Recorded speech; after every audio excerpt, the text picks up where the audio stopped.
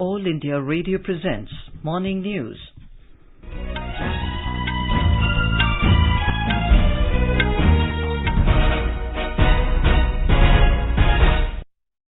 Good morning. I'm Anuja Kumar and with me is Sunil Verma.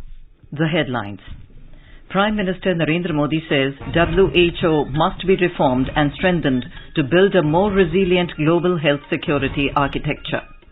Prime Minister to launch Madhya Pradesh startup policy and address startup community this evening. Election Commission announces poll schedule for elections to 57 Rajya Sabha seats spread over 15 states. Varanasi court orders completion of survey of Gyan Vapi Mosque by 17th of this month. Rejects Anjuman Idzemania Masjid Committee's request to change the Advocate Commissioner. 2 pilots killed in helicopter crash at Raipur Airport in Chhattisgarh. Ranil Wickremesinghe takes over as Prime Minister of Sri Lanka. Indian men's badminton team creates history, beats Malaysia in Thomas Cup quarterfinals to ensure first ever medal. Isha Singh and Saurabh Chaudhary win gold in mixed team pistol event at ISSF Junior World Cup in Seoul, Germany. And in IPL cricket, Mumbai Indians defeat Chennai Super Kings by 5 wickets in Mumbai.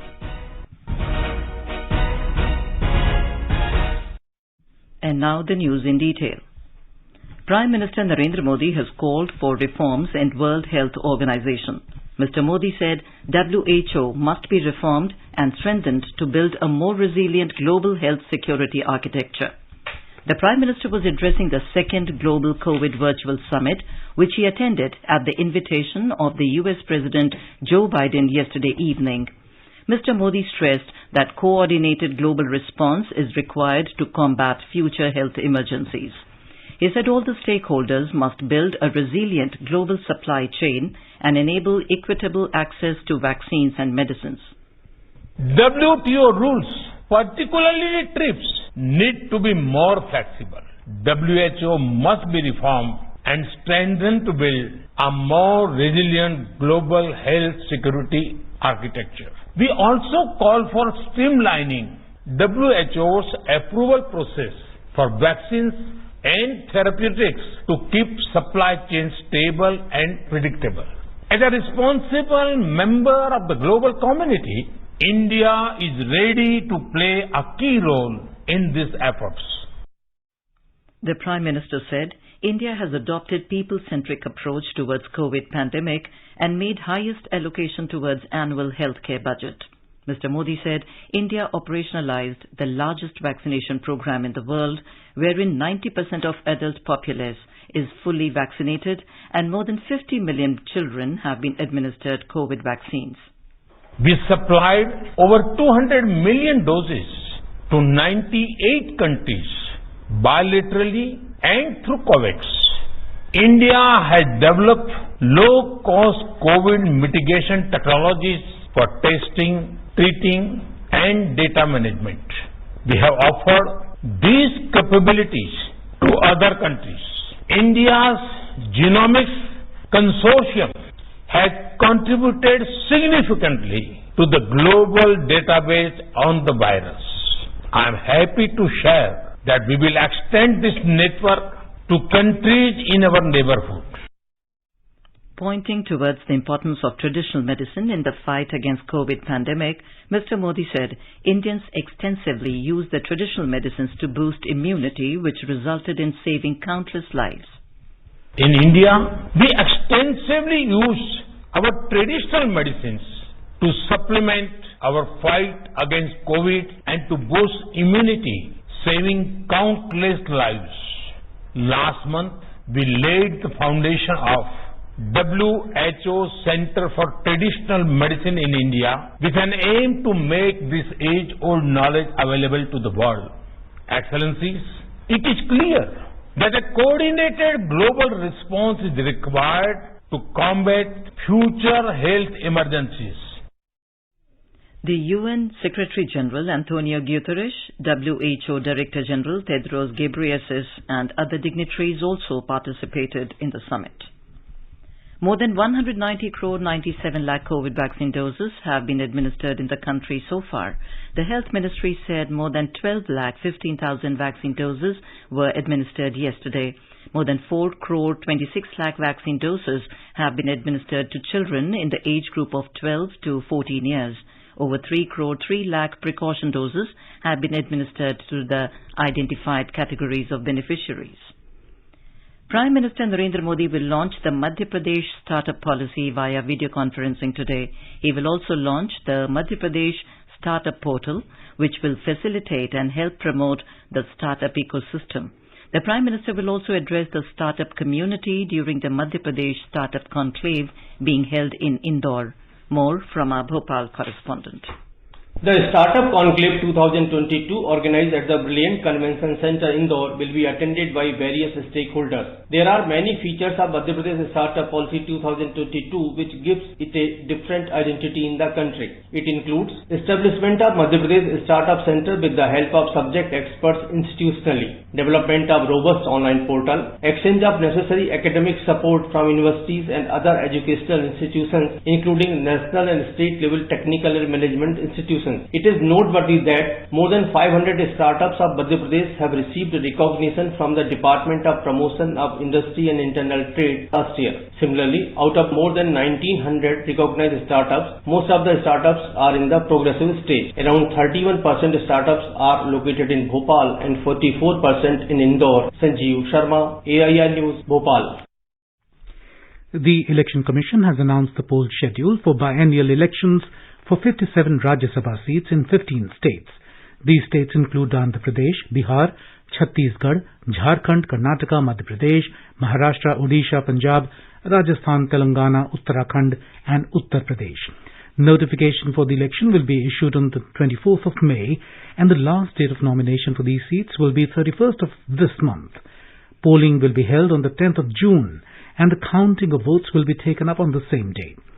Some of the prominent members who are retiring from Rajya Sabha include Union Ministers Nirmala Sitharaman, Mukhtar Abbas Naqvi, Piyush Goyal, Ramchandra Prasad Singh, Senior Congress leaders P. Chidambaram, Jairam Ramesh, Kapil Sibal, Ambika Soni, NCP leader Prafulla Patel and Sanjay Raut of Shiv Sena. The term of these members is due to expire between June and August this year. In Uttar Pradesh, a Varanasi court has ordered the district administration to ensure the completion of the survey of the Gyan Vapi Mosque by May the 17th and submit the detailed report before it. The court has rejected the Anjuman Intizamiya Masjid Committee's petition seeking the removal of the Advocate Commissioner Ajay Kumar Mishra, who is entrusted with carrying out the survey. The court has also appointed a special advocate commissioner and an assistant advocate commissioner to carry out the survey work. As per the court's directive, in the last week of April this year, the survey of the Gyan Vapi premises began on May the 6th amidst protests. The survey was stopped on the next day and Anjuman Intizamiya Masjid Committee filed a petition in the court requesting for the change of court-appointed advocate commissioner. A counter-petition was also filed the next day praying the court to issue an order for the completion of the videography of the mosque premises, including the basement. The case pertains to a petition filed a year back in which the petitioners have asked for permission for daily worship and performing rituals at Gyan Vapi Mosque Sri Shringar Gauri Temple premises. Senior Congress leader and former Union Minister K.V. Thomas has been officially expelled from the party. KPCC President K. Sudhakaran said the decision to expel Mr. Thomas has been taken with the concurrence of the AICC. The party's action comes after Mr. Thomas attended an election convention of the ruling CPM-led Left Democratic Front at Tirikara in Ernakulam. He had faced action from the party for attending a CPM seminar in Kannur last month. A disciplinary committee headed by senior party leader A.K. Antony recommended the removal of Mr. Thomas from all party positions and admonished him for participating in the CPM seminar. Mr. Thomas was a union minister in the UPA government. He has been a member of Lok Sabha for 6 terms and MLA for 2 terms. Mr. Thomas was also a minister in the A.K. Antony government in Kerala. Union Information and Broadcasting Minister Anurag Singh Thakur is on a 3-day visit to Himachal Pradesh from today. He will attend a series of programs in Chamba, Dharamshala and Bilaspur districts during his visit. In Chamba district, Mr. Thakur will preside over the National Rural Livelihood Mission and Yuva Protsahan Parva program today. He will also inaugurate a cricket academy in Chamba and will distribute sports kits to players. Mr. Thakur will also inaugurate Palampur Science Centre at Palampur in Kangra. He will also participate in Yog Mahotsav 2022, a 100-day countdown for the 8th International Day of Yoga at Dharamshala Cricket Stadium, and will address the gathering on the occasion. The Union Minister will also interact with people to listen to their grievances at Ghumarvin and Bharnot of Bilaspur district. You are listening to the morning news on All India Radio. A reminder of the headlines before we move on. Prime Minister Narendra Modi says WHO must be reformed and strengthened to build a more resilient global health security architecture. Prime Minister to launch Madhya Pradesh startup policy and address startup community this evening. Election Commission announces poll schedule for elections to 57 Rajya Sabha seats spread over 15 states. Varanasi Court orders completion of survey of Gyan Vapi Mosque by the 17th of this month, rejects Anjuman Intizamiya Masjid Committee's request to change Advocate Commissioner. 2 pilots killed in helicopter crash at Raipur Airport in Chhattisgarh. Ranil Wickremesinghe takes over as Prime Minister of Sri Lanka. Indian men's badminton team creates history, beats Malaysia in Thomas Cup quarterfinals to ensure first ever medal. Isha Singh and Saurabh Chaudhary win gold in mixed team pistol event at ISSF Junior World Cup in Seoul, Germany. And in IPL cricket, Mumbai Indians defeat Chennai Super Kings by 5 wickets in Mumbai. For quick news updates round the clock, follow us on our Twitter handle @AIR News Alert. Competition की अगर आप कर रहे हैं तैयारी, तो उनके लिए ऑल इंडिया रेडियो पर हम लाए हैं अभ्यास, एक ऐसा कार्यक्रम जिसमें आप पूछेंगे सवाल व्हाट्सएप नंबर 9289094044 पर, या फिर ईमेल करेंगे abhyas.airnews@gmail.com पर, और हमारे विशेषज्ञ देंगे इसका जवाब। आपका अभ्यास हमारा प्रयास।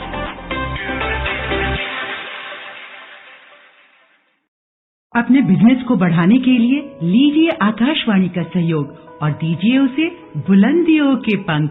आपका बिजनेस लोकल है या राष्ट्रीय, आकाशवाणी देती है उपभोक्ताओं तक पहुंचने का हर विकल्प। और अब तो आप घर, दफ्तर या दुकान पर बैठे बैठे कर सकते हैं आकाशवाणी के किसी भी केंद्र के लिए विज्ञापनों की बुकिंग। आकाशवाणी के विभिन्न चैनलों पर विज्ञापन देना सुलभ और सस्ता। बुकिंग है तो संपर्क करें 8700014242 पर। 8700014242। Welcome back to the morning news on All India Radio. In Chhattisgarh, 2 pilots were killed in a helicopter crash at Swami Vivekananda Airport in Raipur last night. More from our correspondent.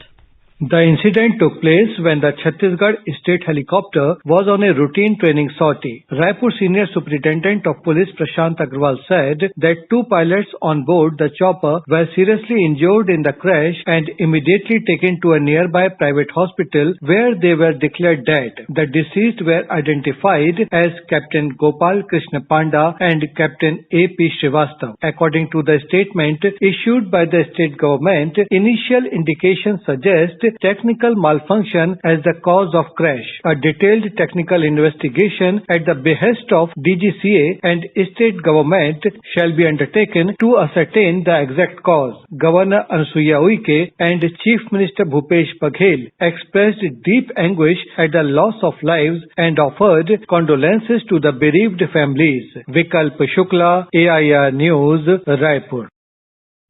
In Jammu and Kashmir, terrorists fired upon one Kashmiri Pandit employee, Rahul Bhatt, who was working in Tehsildar office at Chadura in central Kashmir's Badgam district yesterday. Police sources said that the critically injured Rahul was immediately shifted to SMHS hospital in Srinagar for treatment.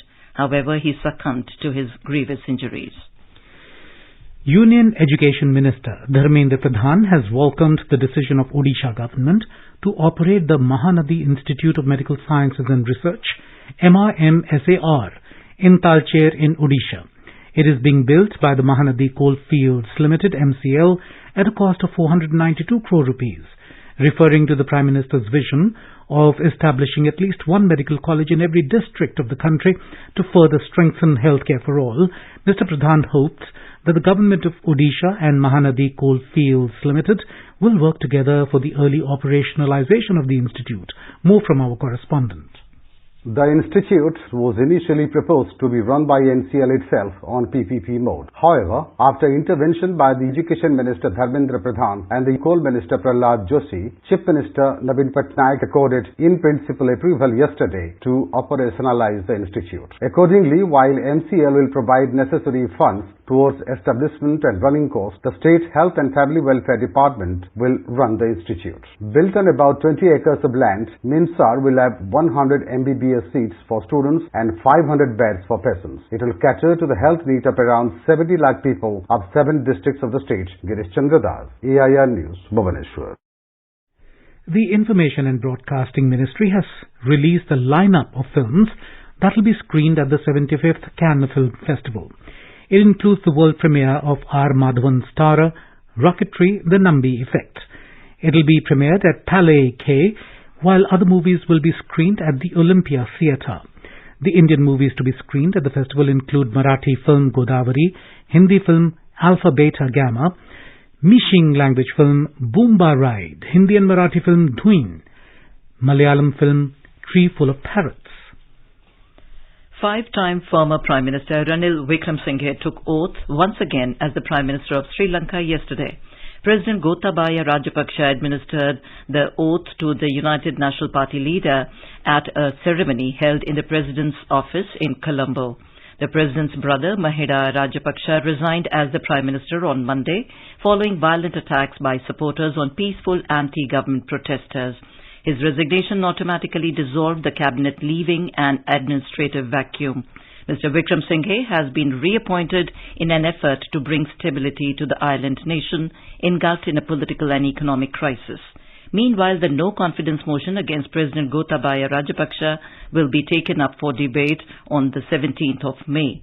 The Speaker's office said the motion will be taken up for debate after obtaining a special approval at the Parliament sitting on the same day. And now, let's listen to our special program, Azadi Ka Safar, highlighting the importance of the day during the freedom struggle.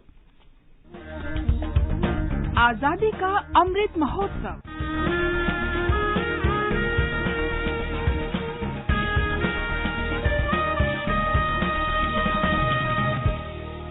Azadi Ka Safar with AIR News, Birth of a Nation. India's glorious freedom struggle is one of the greatest struggles the modern world has ever witnessed. AIR News brings you a glimpse of this struggle every day.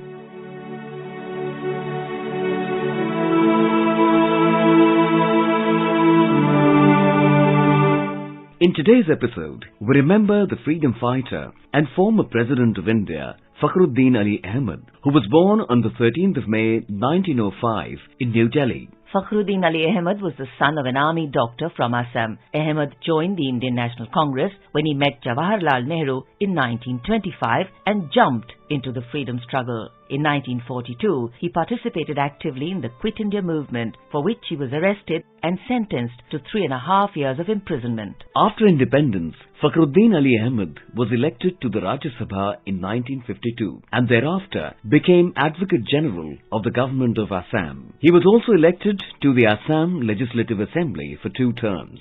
He was twice elected to Lok Sabha, first in 1967 and again in 1971. As a cabinet minister, he held diverse portfolios relating to food and agriculture, cooperation, education, industrial development and company laws. Fakhruddin Ali Ahmed served as the 5th President of India from 1974 till his death on the 11th of February 1977, when he collapsed in his office while preparing to attend his daily namaz. All India Radio News pays tribute to the nationalist.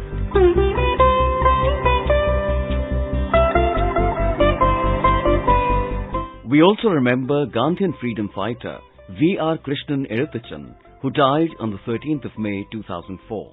A prolific writer in both Malayalam and English, Krishnan was the founder General Secretary of Cochin State Praja Mandalam, the political arm of the Congress Party in the erstwhile Cochin State before independence, and also the founder editor of the Deenabandhu newspaper. He converted the Congress Party into a truly mass-based party in his region.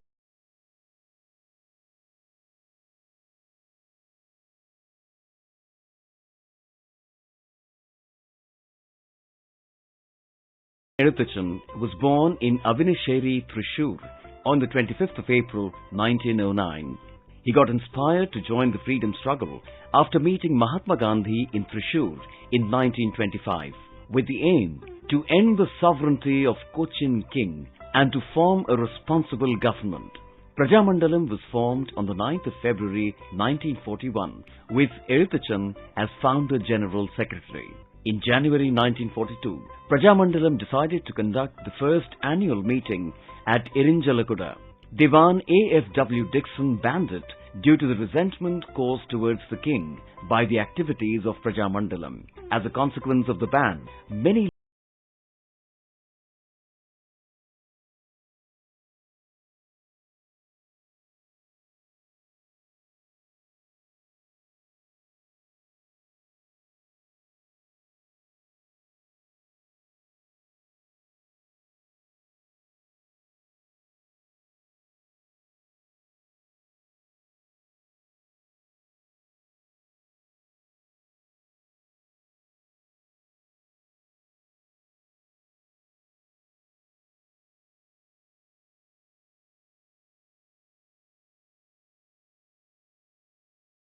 conducted under the leadership of Gandhiji for the All India Congress Committee at Bombay.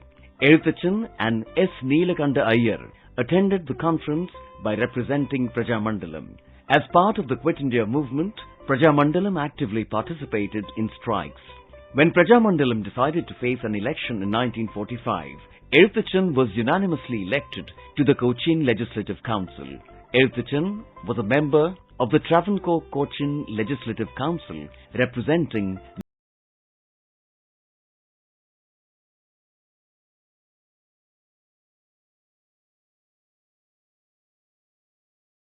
independence. Ezhuthachan dedicated his life to people and writing. He received the Kerala Sahitya Academy Award for his autobiography V.R. Krishnan Ezhuthachan, Atmakatha, in 2000. V.R. Krishnan Ezhuthachan breathed his last on the 13th of May 2004. AIR News salutes the great nationalist. That brings us to the end of this episode of Azadi Ka Safar with AIR News. See you in the next episode tomorrow.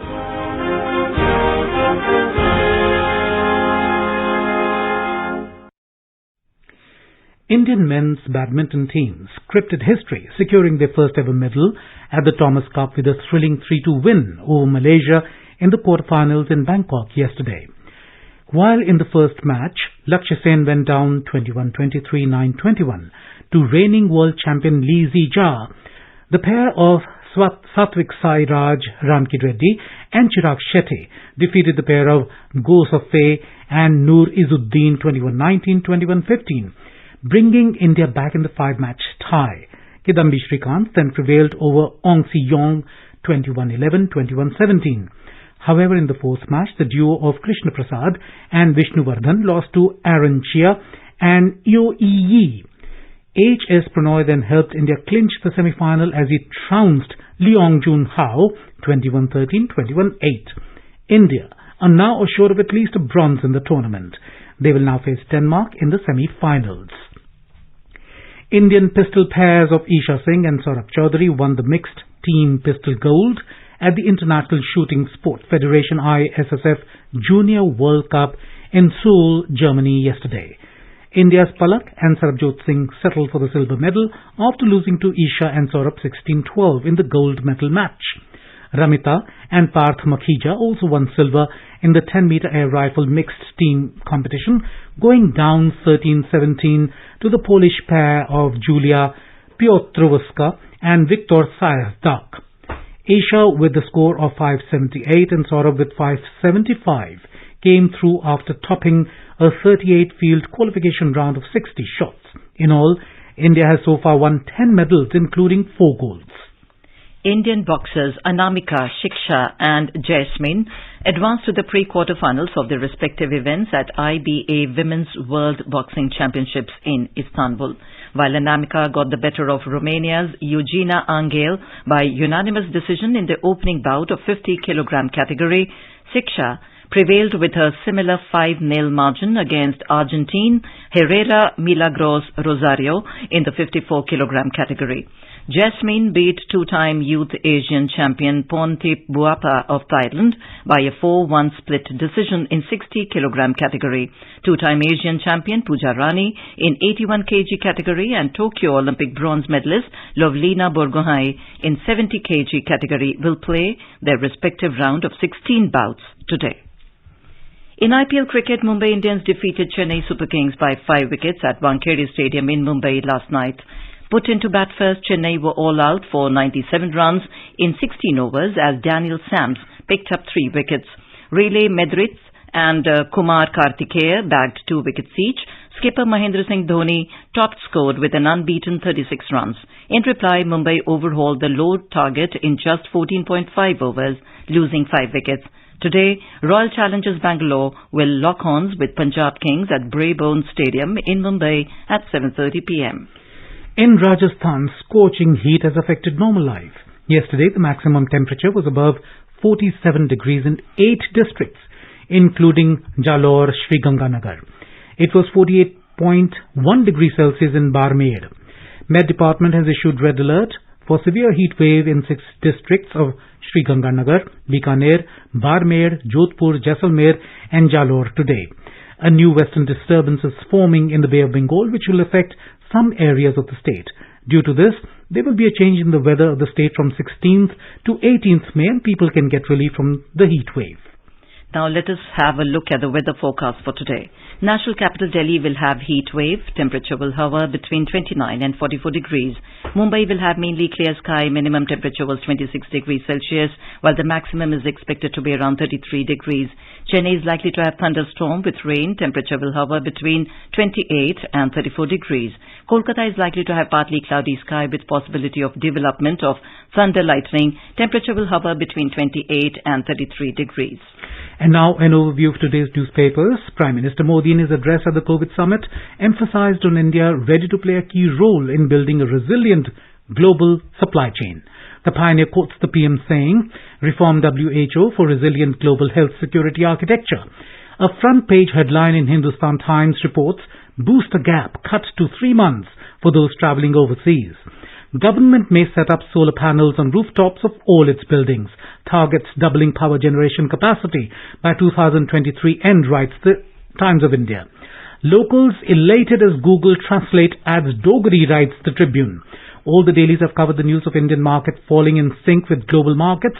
The Economic Times writes, retail inflation hits 8-year high of 7.8% in April, while the Indian Express adds glimmer of hope, pulses milk prices fall.